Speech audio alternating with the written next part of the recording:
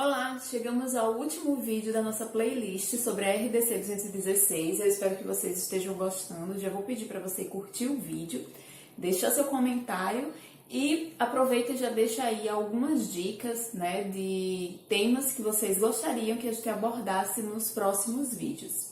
Se tiver alguma dúvida também, pode deixar nos comentários, tá? Aproveita e compartilha esse material com outras pessoas que vocês acham que podem ajudar.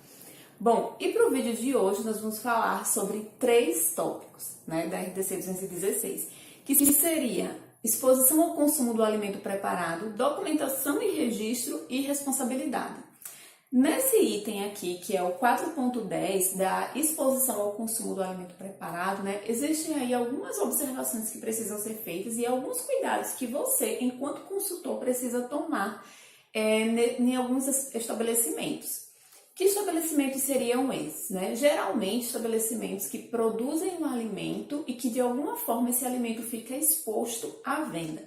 Que seriam aí restaurantes que têm o buffet de self-service, lanchonetes, que geralmente costumam deixar expostos alguns salgados para consumo ao longo do dia.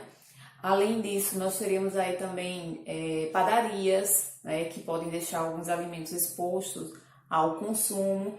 Enfim, qualquer estabelecimento que trabalhe com alimentos, que manipulem alimentos, e que esse alimento ele não seja consumido de imediato e que ele também fique exposto à venda. Seja um restaurante, uma lanchonete, uma galeteria, um supermercado, enfim. Existem vários estabelecimentos que se encaixam aqui na descrição da RDC 216, que a gente já abordou sobre isso lá no primeiro vídeo dessa playlist, tá? Então, se você tem dúvida ainda sobre isso, dá uma olhada que vale super a pena vocês revisarem o conteúdo das outras aulas. Bom, e quais são os cuidados, que a gente precisa ter em relação a essa forma de exposição do alimento?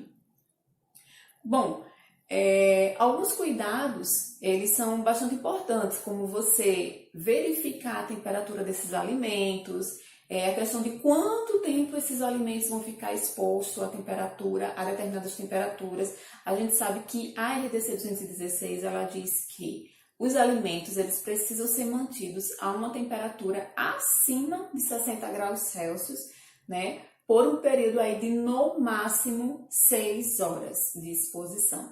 Então, isso vai se aplicar aí a restaurantes self-service, a serviços de buffets, festas, onde tem alguns eventos que tem aí o consumo, do buffet, supermercados que trabalham com a parte de panificação, às vezes também produtos que são fracionados, sabe que alguns supermercados fazem essa prática de porcionar alguns alimentos. Então, precisa estar muito atento à forma de exposição desse alimento, como ele vai ser conservado e o tempo de exposição a determinadas temperaturas, tá? E é claro que a gente vai levar em consideração também as características dos alimentos.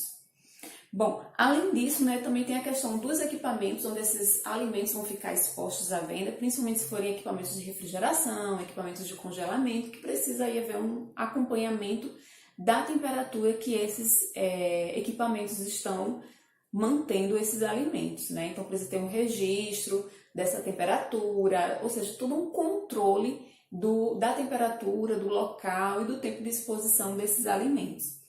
Bom, outra questão aqui que eles trazem, é em relação aos utensílios utilizados na alimentação, na consumação desses alimentos, E aí eles vão falar sobre os pratos, talheres, copos, que preferencialmente devem ser descartáveis, mas quando eles não forem descartáveis, precisa ter aí um cuidado na higienização desses talheres e utensílios. Bom, além disso, a RDC 216 ela fala o seguinte, que nos locais de alimentação e principalmente refeitórios, deve-se evitar ornamentações que possam aí proporcionar o desenvolvimento de pragas, que chamem a atenção dessas pragas. Então, deve-se evitar. É claro que alguns estabelecimentos, como restaurantes, hoje eles possuem um salão de alimentação dos clientes, bastante ornamentado. Então, fica aí uma uma sugestão, né, de uma forma de criar um maior controle sobre essas ornamentações para que elas não venham aí facilitar o acesso de algumas pragas. Então, imagine que alguns ornamentos, principalmente plantas, flores, elas tendem a chamar naturalmente a atenção de algumas pragas e vetores. Então, precisa ter um cuidado em relação a isso. E aí, um outro tópico, né, que deve ser levado em consideração é a pessoa que está entrando em contato direto com dinheiro, cartões, ou seja, geralmente é a pessoa do caixa, né, que nós falamos, é a pessoa que fica ali no caixa, que fica fechando os pedidos, fechando a conta do cliente. Então, essa pessoa, ela deve ser exclusiva para essa atividade, ela não deve ter nenhum contato direto com o alimento, né? E além disso, essa pessoa ela também deve participar das capacitações periódicas sobre boas práticas na manipulação de alimentos. Na verdade, quando a gente fala de capacitação, não é apenas o pessoal de cozinha que deve ser capacitado, não, tá? Geralmente, pessoal de cozinha, pessoal de escritório, pessoal de salão, todos esses colaboradores, eles precisam e devem receber capacitação periódica em boas práticas para que eles entendam que todos que estão ali, eles são manipuladores de alimentos, sim. A diferença é que nós temos os manipuladores diretos e os manipuladores indiretos. Então, almoxarifado, o pessoal de escritório, de salão, o caixa, são os manipuladores indiretos, que eles entram em contato com o alimento de forma indireta, mas eles entram em contato com esse alimento. E copeiros, cozinheiros, churrasqueiros, auxiliares de cozinha, chefes de cozinha, são as pessoas que entram em contato direto com o alimento, os manipuladores diretos. Também precisam e devem sim receber capacitação periódica, tá? Todo colaborador de um estabelecimento que trabalhe com manipulação de alimentos, ele precisa entender que as ações dele, né, seja direta ou indireta, podem interferir na qualidade do alimento que está sendo produzido naquela unidade, tá? E aí a gente entra aqui no item 4.11, que trata da parte de documentação e registro. Porque boas práticas não são apenas medidas que precisam ser cumpridas, né? Na verdade, a gente precisa cumprir algumas medidas para garantir a qualidade e segurança do alimento que está sendo produzido, né? E, consequentemente, a segurança da pessoa que está consumindo aquele alimento, mas você precisa também gerar evidências de que as boas práticas estão implementadas naquele estabelecimento. E é através da documentação e dos registros, né? E que documentação são essas? O Manual de Boas Práticas, os POPs, né, que são os Procedimentos Operacionais Padronizados. Muitos consultores têm dúvidas sobre como elaborar um Manual de Boas Práticas, sobre como elaborar um POP. Então, se você tiver dúvida, já deixa aí nos comentários, né, que você gostaria de saber um pouco mais sobre como elaborar esse material. Além disso, nós temos as planilhas de controle, instruções técnicas, né, que também podem ser elaboradas e, enfim, uma série de documentos que vão aí ajudar nessa comprovação, né, de que as boas práticas elas foram implementadas naquele estabelecimento. O Manual de Boas Práticas, ele é um documento da empresa onde é descrita toda a estrutura física da empresa, né, todos os setores, todas as atividades que acontecem em cada setor, como essas atividades elas são executadas, quem são os responsáveis por essas atividades, quais são as medidas de controle relacionadas às boas práticas que são executadas, né, de acordo com cada procedimento. Ou seja, se eu tenho aí um setor de açougue, por exemplo, então quais são as medidas relacionadas às boas práticas que são implementadas nesse setor? Desde a higienização, até mesmo uma forma de descongelamento dessas carnes, né? A forma como elas são manipuladas, a que temperatura elas são manipuladas, por quanto tempo, como elas são acondicionadas após a manipulação, como elas vão ser processadas, né? Qual o processo que elas virão sofrer. Então, tudo isso faz parte do Manual de Boas Práticas. É como se você estivesse passando um pente fino na empresa, né? E você descrevesse absolutamente todos os processos que de uma forma direta ou indireta estão relacionados com a produção do alimento, tá? Então, isso vai envolver também setor de compras, né? Como a aquisição dos alimentos são feitos, como ele é recebido, como ele é armazenado, os EPIs que os colaboradores utilizam, como ele é escolhido, quais são os EPIs, qual a quantidade, qual a periodicidade de troca, qual o treinamento que o colaborador recebe, se ele recebe ou não recebe uma capacitação sobre os EPIs, né? Sabe que é importante, que eles devem receber, isso faz parte da segurança do trabalho. Além disso, vocês vão descrever também como esse alimento é processado, se existe processo de cozimento, de fritura, de higienização, os hortifrutos, como eles são higienizados, como eles são armazenados, quais são os tipos de hortifrutos que recebemos, que são recebidos nessa unidade, né? Qual o destino desses hortifrutos quando eles chegam na unidade. Enfim, todos os processos que são executados no estabelecimento, eles devem estar presentes no Manual de Boas Práticas.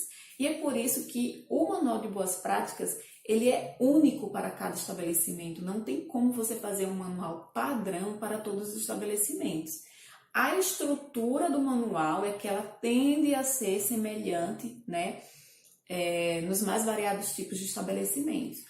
Mas vai depender muito da estrutura do estabelecimento e dos processos que são executados nesse estabelecimento. É claro que um manual de boas práticas de um restaurante que tenha serviço de delivery, que tenha buffet, que tenha o serviço à la carte, né, que tenha o serviço de buffet para eventos, ele vai ser um manual muito mais complexo de se elaborar do que um manual de uma lanchonete, né, que é um estabelecimento menor, que tem um número menor de processos. Então, tudo isso é levado em consideração. E junto ao Manual de Boas Práticas, nós temos os POPs, que são os procedimentos operacionais padronizados. A RDC 216, ela trata 4 POPs, tá? Que seria o de controle de pragas, o de higienização dos reservatórios, o higiene e saúde do manipulador e o higiene das superfícies, equipamentos móveis e utensílios.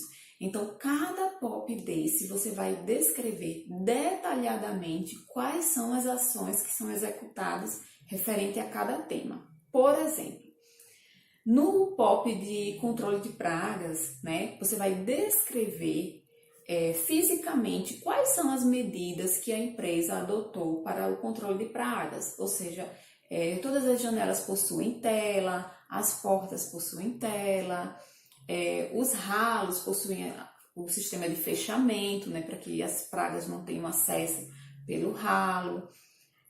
Que mais? Armadilhas luminosas, né, que são implementadas aí nas áreas. Além disso, o estabelecimento ele pode optar por empresa terceirizada para controle de pragas, e aí você vai descrever que essa empresa ela possui alvará de funcionamento, que os produtos que ela utiliza são produtos que possuem registro no Ministério da Saúde, que os colaboradores são orientados sobre todos os cuidados antes e após a aplicação, né, que você mantém a ficha técnica de todos os produtos que são utilizados pela empresa terceirizada. Então, tudo isso você vai descrever no seu POP de controle de pragas, né? Junto também aí a planilha de controle, que seria, nesse caso, seria a planilha de controle de pragas, né? De surgimento de pragas nos setores. Então, esse para o POP de controle de pragas.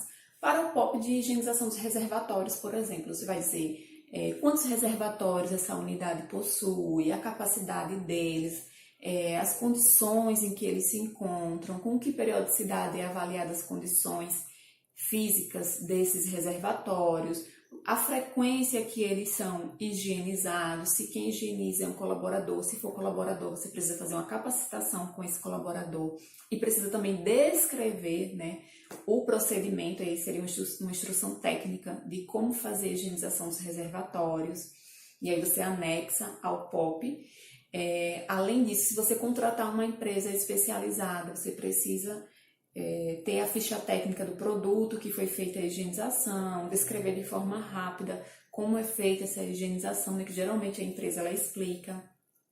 Além disso, você precisa anexar o certificado de higienização dos reservatórios, né, quando for uma empresa especializada, e quando for o colaborador devidamente capacitado, você precisa ter o registro da capacitação e o registro, né, de quando foi feita todas as higienizações, precisam ser registradas. E aí, geralmente essa planilha ela vai ser registrada pelo colaborador que fez a higienização e por uma pessoa que supervisionou a atividade, tá? E aí, é isso para o POP de higienização dos reservatórios.